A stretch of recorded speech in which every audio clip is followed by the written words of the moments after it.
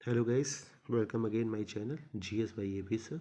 Discuss किया जा रहा था class 10 history chapter number 1 nationalism in Europe. कल प्रीव्यू हम लोग डिस्कस किए थे, आज कंटिन्यू करते हैं लेक्चर्स को। ध्यान में रखिएगा, ये फ्रेंच रेवोल्यूशन है। पीछे क्लास 9th में आपको पढ़ा गया है, ये चैप्टर पढ़ाया गया है। थोड़ा सा रिकॉल करते हैं उसको, तो आपने पढ़ा ही था 1789 में लुई 16 जी की सेवा समाप्त हो जाएगी और उसकी जगह नेशनल असेंबली का राज आ जाएगा, है ना। लुई 16 को मारा नहीं गया था, उन्हें नाम मात्र का मोनार्की बना के छोड़ दिया गया था।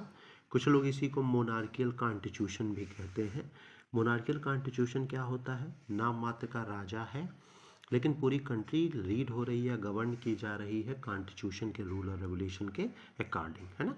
उसी को बोलते हैं मोनार्कियल कॉन्स्टिट्यूशन, तो ध्यान में रखना। लेकिन राजा जी इतनी जल्दी हार मानने को तैयार नहीं थे। वो अंदर ही अंदर यूरोप के और देशों के राजाओं के साथ दोस्ती कर रहे थे और इधर नेशनल असेंबली ने कॉन्स्टिट्यूशन बनाया, कॉन्स्टिट्यूशन को इम्प्लीमेंट कर दिया, हर एक चीज़।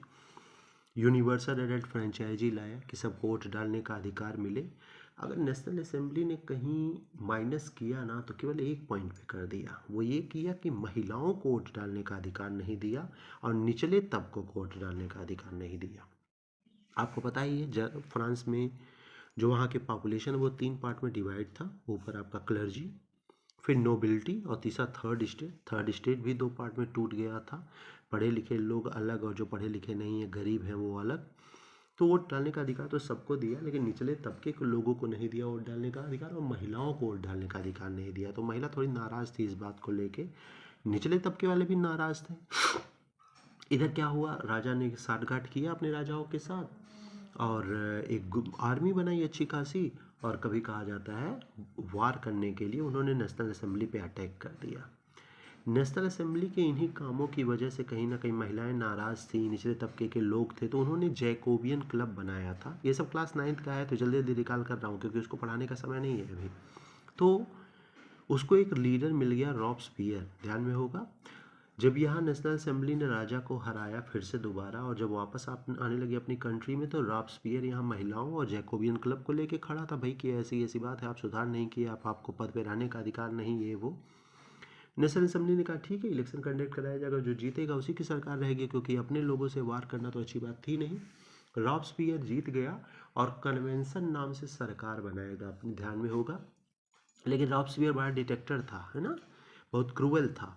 यही कारण है कि 1 साल चल पाया और 1793 में वहाँ लोग उस रॉब्सपियर को मार दिया गया है। 93 से लेकर 95 तक आगे तक डायरेक्टिव रूल्स का राज आया है। डायरेक्टिव रूल्स भी सही वर्क नहीं कर पाया, और इसी वजह से 1799 में उद्भव हुआ एक बड़े नाम का, जिसे इतिहास में आप लुइस नेपोलियन बोनापार्टा के नाम से जानते हैं। ये सब आप पढ़ चुके हैं क्लास 9th में।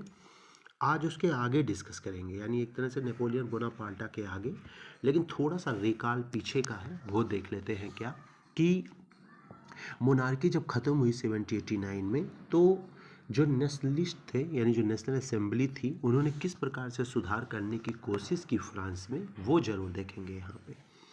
बुक ओपन करिए, बुक ध्यान से देखिए। पहला नेशनलिज्म की जो फीलिंग है वो देखने को मिला फ्रांस में 1789 में, है ना। यहाँ राजा जी की सेवा समाप्त होगी और नेशनल असेंबली का राज आएगा। France, as you know, would remember, was full-fledged territory state in 1789 under the rule of absolute monarch। आपको पता ही है 1789 से पहले फ्रांस एक मोनार्क के अंडर में था। Political and constitutional change that came, धीरे धीरे बदलाव आया। In the wake of French Revolution led to the transfer of sovereignty from the monarchy to a body of French citizens। राजा साहब की सेवा समाप्त की गई और उसके पावर को नेशनल असेंबली ने अपने हाथों में लिया।